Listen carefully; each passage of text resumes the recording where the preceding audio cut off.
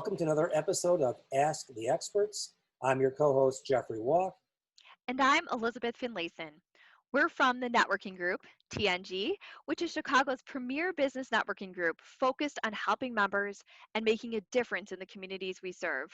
Ask the Experts is an effort to share our knowledge with a wider audience.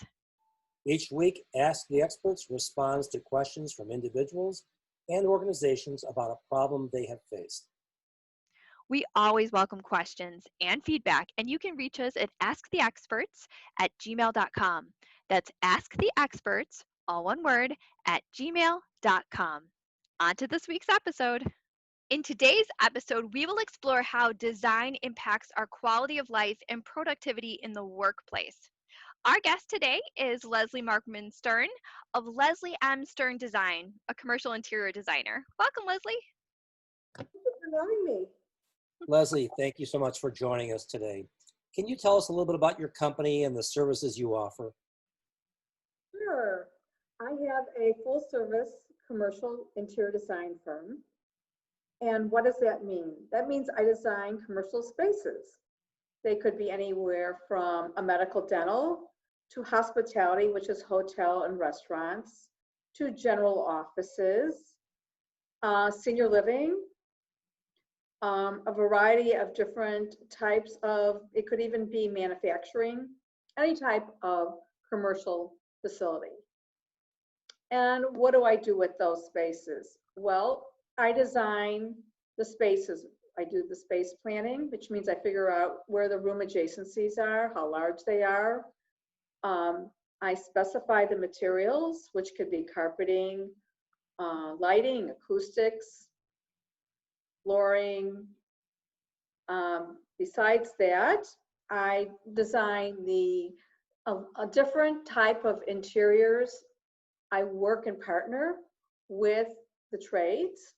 Could be a structural engineer, an architect, or it could be the plumber and the electrician. And of course, most importantly, I'm working with the client. I'm trying to bring out their dreams for their offices, their restaurants, their hotels, their medical marijuana facilities, so that I make it attractive to their customers and make it profitable for them. That's great. When speaking with you before, I really loved the way you talked about using design to increase like health and safety and well-being. So can you share the way that you do this for offices? Sure. So we spend so many hours in the office.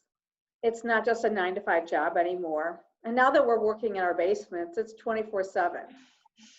So, but we're going to get out of those basements eventually. So we want to design those spaces so that they're not just attractive and functional and accessible, but healthy, because we're spending so many hours there. And it could be due to not healthy, due to the toxic air qualities. It could be the water quality. It could be the thermal control. It's too hot, it's too cold. It could be the acoustics where you can't hear well. It could also be the lighting where you can't see. It could not be accessible because maybe you're in a wheelchair or maybe you have trouble walking on that flooring. So you want to make sure that all of these different qualities contribute to the health and wellness of the space. And that's good for, the bottom line of any business. Because if an employee feels good, they're going to be more productive, and then therefore the business can be more profitable. That's great. That makes a ton of sense, especially because of how people feel. And that ties directly back to productivity. Speaking of health and well-being and toxicity to some extent, the whole thing with COVID and everyone's concerned about pathogens and whatnot. How do businesses need to protect themselves and their employees? And how do they use design to do that? Well, in light of COVID, this throws in another monkey wrench. So we are used to designing for people to collaborate. Now, because we have airborne diseases, we have to separate. Well, we still have to collaborate, but maybe not in the same proximity we've been doing. So we still want to be able to go into a conference room, but how do you do that 6 feet apart? Maybe you can't bring as many people in, but you still need to have a conversation. So say you had a table that generally would have maybe 8 people at it. Now we have to reduce it to just 4. But there could be other people listening in. Say, so they're zooming in on the conversation. And then you switch them out and bring the other 4 in. So you still collaborate and everybody's right there, but they're not all physically in that room. That's one way. And then we're thinking of spaces. Now you've been seeing a lot of that plastic going up. And, you know, it does separate you, but maybe that air quality isn't so great. So if you do those plastic separations, you have to think about the HVAC. And our HVAC systems are rated now without them. So we have to think about, do we want these plastic partitions up? And will they really separate us? Or should we just remotely remove people? You know, maybe we don't need to use the foyer anymore in an office. When somebody comes in, they ring the bell, take them right to their office to meet with somebody, and they're sitting 6-foot distance. So there's going to be different ways of thinking about how to deal with COVID. Also, cleaning the materials is very important. Having clean surfaces, the type of materials that you use. We're going to be thinking all about materials now and how to use them. We've been using recyclable products for a long time, but maybe we have to get away from that for now until we can assure that they are really clean and healthy in the workplace. So given that the design considerations are challenging for COVID, what about, you know, just stepping back and saying, you know, I have a new office space, I need to change it, or maybe I want to set up a new one because a lot of people are moving out of the city and setting up their offices in, you know, remote areas and closer to home. What's the single biggest mistake people make when they even set up an office? They don't think about the user. They think about the space. They think about the furniture. But it's really important to think about who's using it. So when I design a space, the first thing I do is I talk to the CEO or the business manager, whoever is hiring me to work on that space. But I also want to talk to an employee. I want to get a sense of what's going on in that space. Do you really need all those files? You know, maybe we don't need all those files in that space. How many people are really going to sit around that conference table, with or without COVID? Do we need a space to collaborate? Do we need a space to collate, you know, the materials? Where the employee's going to be eating? How many people are going to be working in this space? You have to figure out the bathrooms, and that's done by code. You know, I had a client ask me, well, we're just going to have one bathroom be ADA compliant. Said, well, that doesn't really work. Women and men both want to be ADA compliant, and the men don't want to be in the women's bathrooms and vice versa. So you have to think about the space. Maybe you have really tall ceilings. All right, well, now you're going to have a lot of noise. So you want to bring down those acoustical clouds, those white things we see, you know, floating about in our heads. They really serve a purpose. They bring down the sound, and you can also install lighting with them too. Got it. So now that we're all struggling with staying safe, how do we ensure safety and at the same time we don't limit collaboration? I know we got the plastic shields, but are there other things that we can think about? Sure. So if we are separating, you may have to be in a conference room or in a larger room having a discussion.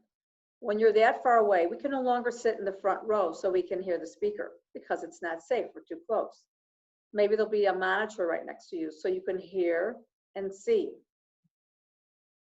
Maybe you're going to have to be wearing earphones so you can hear what they're saying. We're going to have to think of different ways of being able to take part in these conversations, collaborate, but be healthy and safe. And you have to think about the materials around you. Right. It's interesting you talked about, you know, having to change the way we conference. And even in a lot of companies, they're trying to do less meetings to stay safe. So they might be going towards more Zoom meetings like what we're doing now. But if you're at your desk and you have short walls, it's just not very conducive, to your point. Exactly. So those partitions will have fabric on them. That's one way of reducing the noise. Where the ringers are and the noise or the conversations, we'll have to separate people and say, you know what, we're going to create a little niche here. And that's what we've been getting into is smaller little rooms. They can be done with partitions and scattered. And that will create a conference room. Or maybe that'll create a space for 3 people to be able to sit in the one area, be able to talk, but away from the others. Then we can have larger conference rooms for other types of tasks. This is all task orientated, dictated design, and thinking of safety. I always hear when I talk to you, Lesley, like a real people focus in your work. And right now it seems like inclusion is really more important than ever. So how do you use office design to increase inclusion that could be generational or disabilities or all different kinds? Exactly. So I do think the 2 most important are generational and disabilities. So we can have 5 generations working under one roof. You can have the greatest generations, which could be like people in their late 70s, 80s, and they're not going to be very tech savvy. No, some are, but most aren't, because this was introduced so late in their life. They're getting used to using it, but they're not going to be pros like generation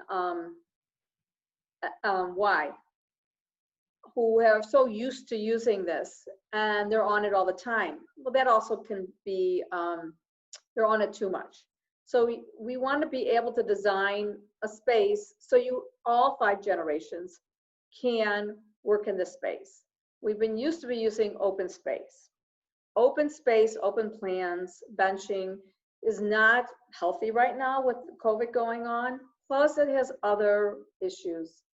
If you have ADD or you have any issues or overstimulus, sitting in a room looking at everybody and hearing all the noise isn't going to help. So we want to create more little pods where people can communicate and not be distracted. So there's 5 generations, so you have to adhere to helping all of them. As far as inclusion of people with disabilities, I designed for ADA, American Disabilities. So, and that, for the ADA Act, we want to make sure that everything is barrier-free, that it's universal design. It appeals to anybody, whether they have a hearing impairment, a visual impairment, a physical impairment, a cognitive impairment, anything that would create a barrier. And it just doesn't have to be a disease. It could be, running one night and you throw out your back. I remember when I was in my 20s, I had a skiing accident.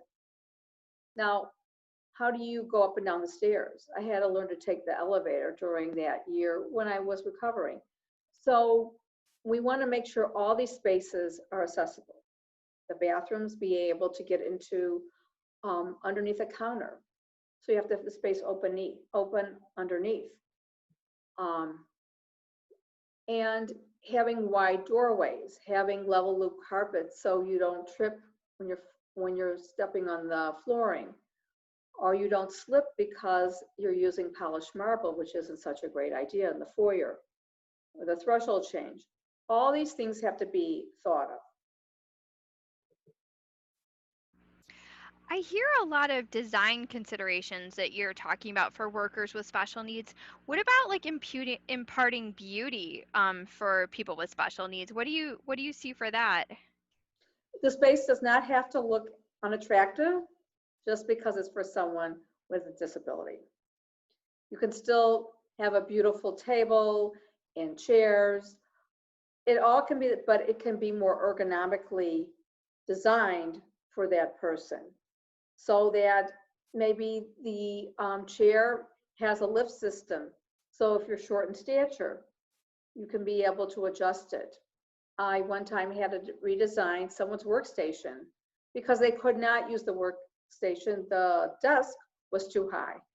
So those sit stand desks are wonderful because they can operate for anybody's stature, as well as the chairs. So we have to think about all those different things. If somebody has a hearing impairment, you have to think about enhancing the sound in the space. The flooring, we have to be careful that it's not slippery, or it's wet, it creates a problem. So if you're thinking about and lighting is so important. How do we enhance the lighting in a space?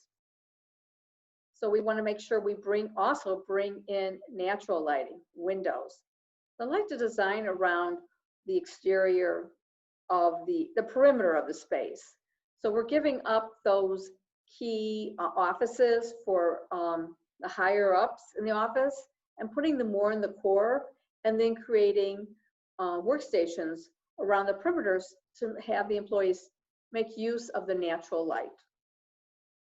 So that natural, introduction of lighting and other kinds of elements, is that part of the biophilic design that you talk about and part of your practice? And is that just like lighting and green plants, or is there more that goes into it? And what's the advantage of it? So biophilic design is using nature, and we naturally use nature. It goes all the way to caveman days, where we like to be in a small space with walls because we feel more comfortable. The cocoon.